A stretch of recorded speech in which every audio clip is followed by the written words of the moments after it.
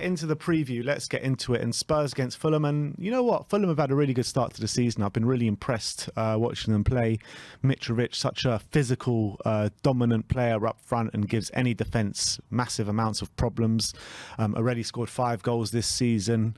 How impressed have you been with Mitrovic so far? I've always been a fan of his, Mitrovic, even when he scores bucket loads in the Championship, that goes without saying, but I've always thought in the Premier League he's always been in struggling sides and always been able to score some goals. I know last time in the Premier League he struggled quite a bit, but I think he was in the Premier League a couple seasons before that and he was scoring over 10 Premier League goals. He's always been the side near the bottom, yet still been able to score goals, and I think the fact that he's found the Championship so easy it goes to show that that level is too easy for him. I think he is a Premier League striker, so it doesn't necessarily surprise me that he scored a few goals. I think the fact that he's got 5 in 5 is an unbelievable start for him, and I think that's really impressive, and you have to take your hat off to him, because a lot of question marks are always on about him, about whether he can suit this level, but I think he's a fine striker. He's always so physical. His aerial ability is brilliant. Any cross near him, he gobbles it up, and he's so hard to deal with.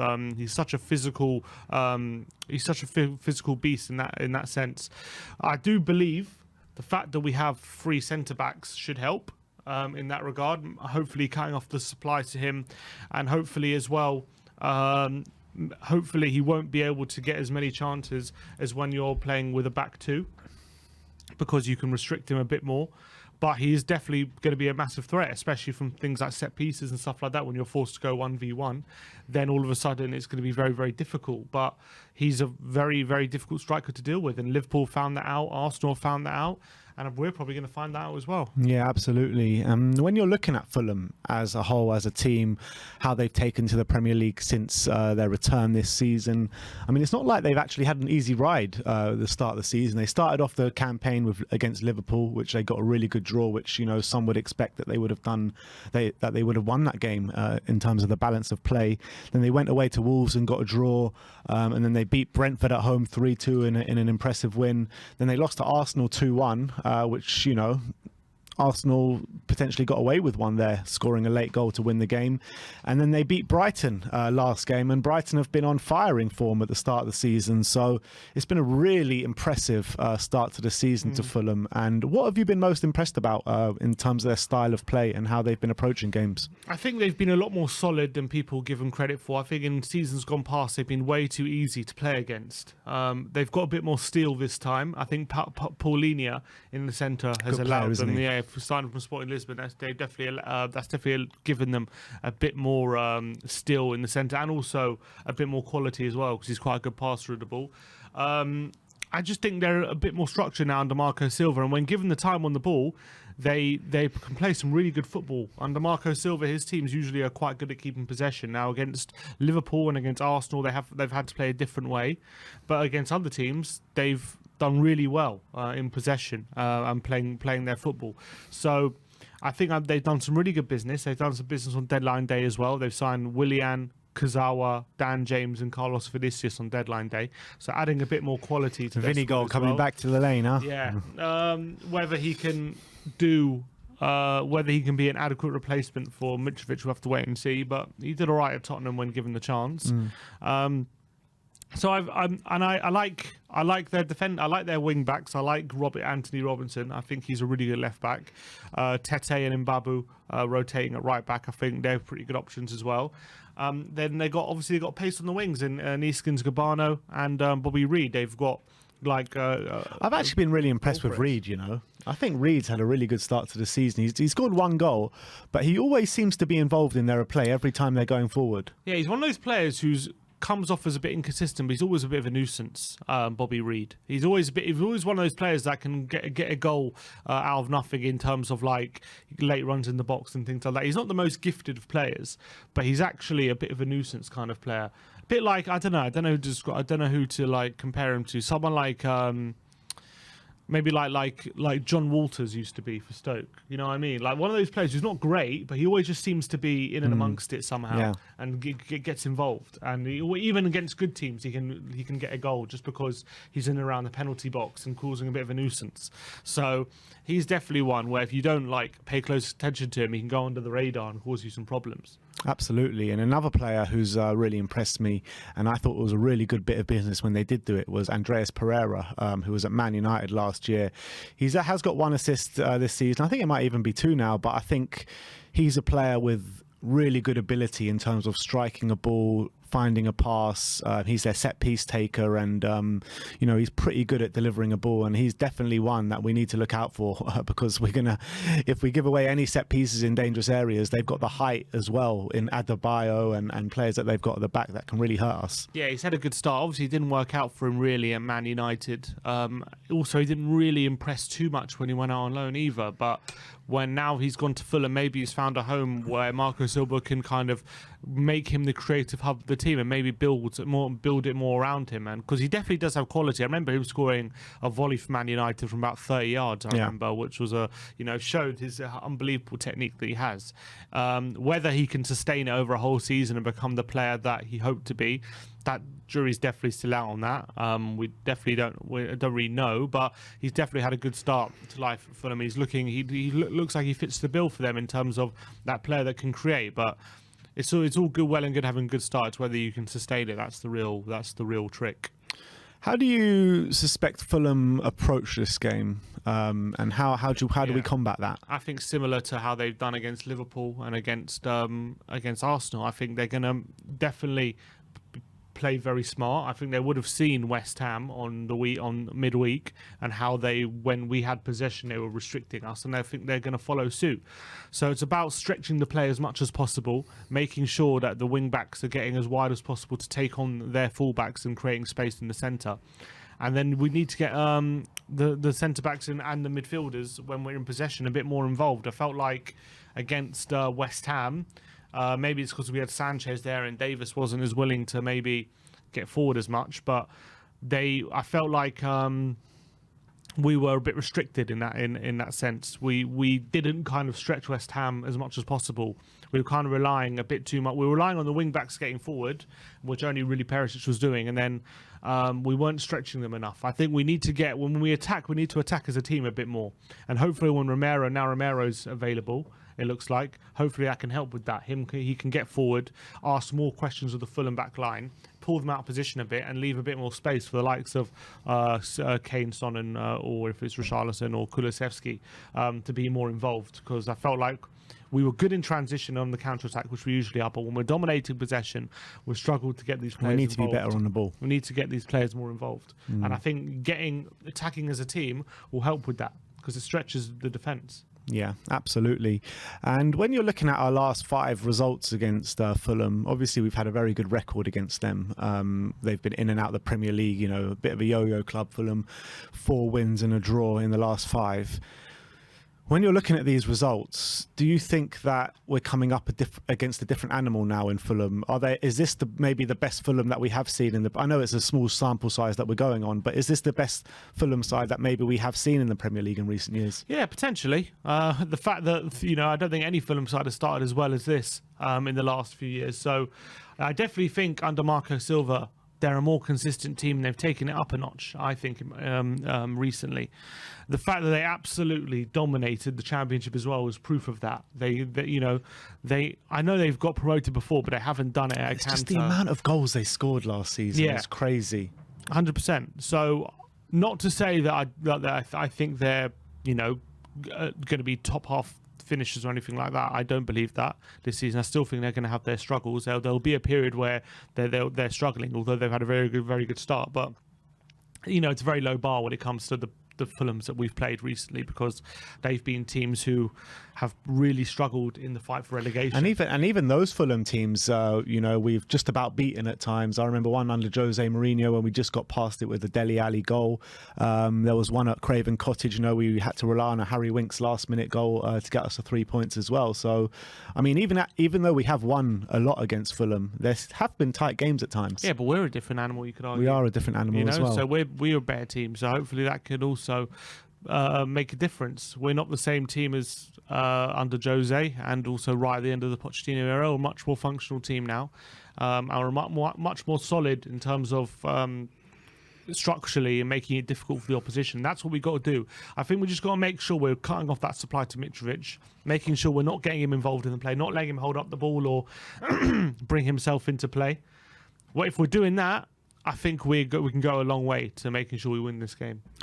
Conte mentioned in his last press conference after the West Ham game that he could use this game as a rotation, could rotate some players in this game.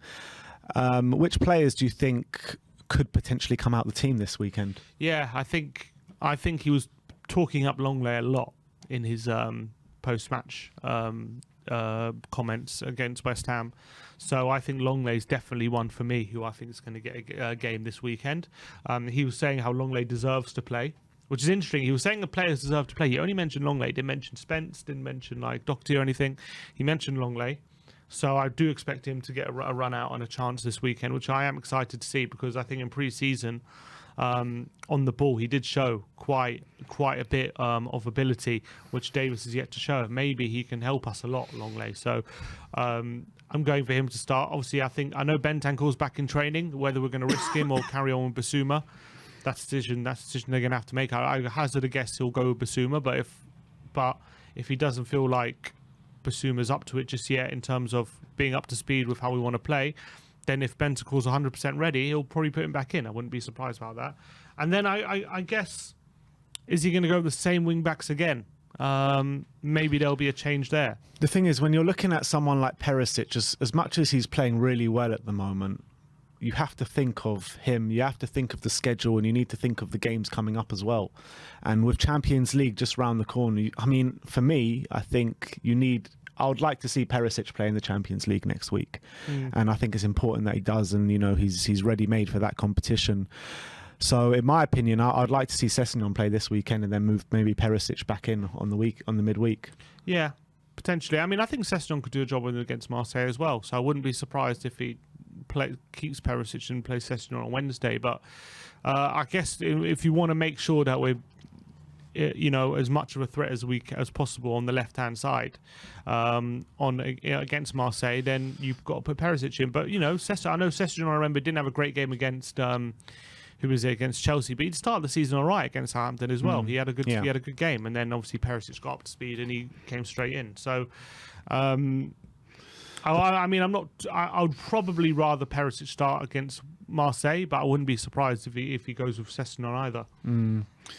And another player that deserves to start in Richarlison. What do we do with Richarlison? Because we've got Sonny there, obviously a world-class player, but not clicking at the moment. We've got Harry Kane and Kulusevski both started the season really well. What do we do with Richarlison? Because in my opinion, Richarlison deserves a start right now. Yeah, I agree with you. I think he's really making impact when he's coming off the bench. He's giving us energy as well. And he's looking a threat. So I think this isn't about punishing Son. It's more about just giving Richarlison what he deserves, and that is a start. So, look, we know Son has a very good record in Champions League as well. He's got that competition really suits him, playing in that competition. So, I would rest Son for this week, keep him fresh from Marseille, and then start Richarlison. And if Richarlison kills it, then he obviously keeps his place. But I would start Richarlison on the weekend against Fulham. I think he deserves it. And I think it's not. I know we want to play Sonny back into form, and I understand that because we know once he's back on form, we have a world-class player there, and maybe he's earned that right to get played back into form with how well he's done over recent years. But I just think when it comes to Richarlison, he keeps having a very good impact off the bench, and I don't think it's fair for him to be constantly overlooked just so we can play Son into form. I think he's earned the right to at least have one start. Doesn't mean he has to start every game, but at least have a start and show what he can do from the get-go. And I think that should be this weekend. Yeah, I think I would agree with you there. So what score prediction are you going for?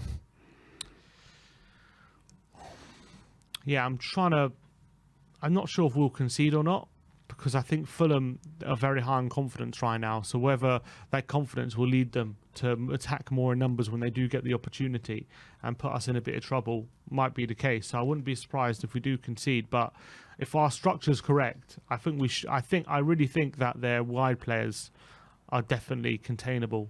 I don't think they're anything special.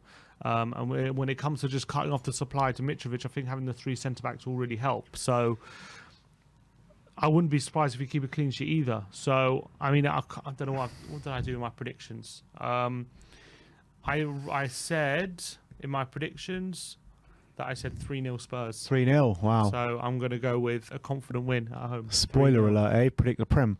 I went 2-1 Spurs. I think we will concede because I think they're very dangerous from set pieces. When you look at Pereira delivering them on the money, and you've got players in there, Adebayo, you've got obviously Mitrovic, you know, very tall and physically dominant players, and I think it's going to be dangerous from set pieces this weekend, especially corners. So I think we will concede this weekend, but I back us to get more goals than them. So I'm going for 2-1, but I think it's going to be a very, very tight game. I think Fulham are coming with confidence. They're coming with on the back of playing really well in the last 5 games as well. So it's going to be a dangerous game for us this weekend. Yeah, I've got a feeling it'll start off really tight, and I think it'll be quite cagey, and I think Fulham will kind of settle into the game. But I do think if we can get the upper hand, I think it's going to be very difficult for Fulham to live with us, and especially if we do get the opening goal, whenever it may be.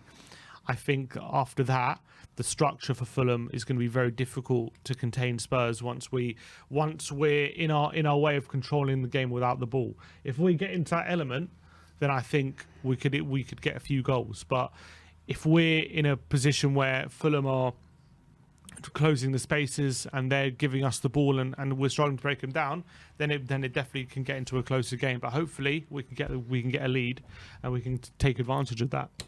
All right, well, that is the match preview. Let's talk about BetMate now, the fantasy game that we've been playing every single week. We've been taking you guys on, and it's really fun to play. This week, it's £3 entry, and it's a £600 guaranteed pot. And it's not just for Tottenham Fulham this weekend, but it's for all 3 p.m. kickoffs. And you can pick a maximum of 2 players from each team, from any team that is playing at 3 p.m. this Saturday. So let's go and take a look at our teams. Let's start off with my team, and I've gone for a bit of an outside the box one. So in goal, I've gone for Jose Sarr, and I think Wolves are always good for a clean sheet, to be honest. So I've gone for Jose Sarr against Southampton in goal. In defence, this is an interesting one. I've gone for Reece James. I think that doesn't really need much explanation because he always can pop up with an assist or something, and Chelsea can be good for a clean sheet as well. They're playing against West Ham, who haven't been that good this season apart from when they played us. Alongside him in defence, I've actually gone for Neco Williams of Nottingham Forest playing against Bournemouth. I think he can be in line with an assist this weekend. And it could be a potential of a clean sheet as well, but I actually suspect both teams will score in that game. But I've been impressed with Neco Williams this season. I've gone for Palhinha of Fulham in the middle of the park because I think he's going to have his work cut out for him in the middle, and he might be in there with a lot of tackles and interceptions. Alongside him, I've gone for Kulusevski because I think he can get a goal or an assist this weekend. And then up front, I've gone for Isaac of Newcastle against Crystal Palace and Harry Kane for Tottenham against Fulham, with captained Harry Kane and my vice-captain Reece James. So your vice-captain gets double points and your vice-captain gets times 1.5. So that's my team. All right, and I've gone for Dean Henderson in goal. Going for another penalty save. Yeah, exactly. I go home to Bournemouth. I've gone for, apparently I've 2 captains, so I'm going to get 2 double points, apparently, looks like, but I don't know what they've done there, but anyway. Who's your actual captain? Harry Kane, I believe, is my captain, but I got Henderson in goal, James and Johnny from Wolves, home Southampton. I reckon it's possible with Southampton being quite attacking team, he could get some attacking returns, so I've gone for Johnny in the back. Kulusevski and Mason Mount in the middle. I've gone Mount against at home to West Ham. I reckon he could be up for that one. Harry Kane captain, and Brennan Johnson at home to Bournemouth. I reckon it's a very good opportunity. He's had a good start to the season. I reckon against championship level opposition, we saw how many goals he got last season. Yeah. So I think there's a good chance he could be back on the score sheet this weekend. So got for Brennan Johnson there. Yeah, I was actually toying with putting in Brennan Johnson or Kiefer Moore because I actually think this game this weekend, Forest against Bournemouth, could bring a lot of goals for both sides, to be honest. And I think Kiefer Moore and Brennan Johnson will be at the centre stage of that. So that's our teams. If you want to join us, the link is in the description below. So come and take us on this weekend. It's all a bit of fun, very low stakes, and could get some high returns as well. So come and join us this weekend. Link is in the description below. And if you're a brand new user as well, use the promo code WATTV5 and you'll get a free £5 to play with as well. So very good stuff. Come and take us on. It's all a bit of fun.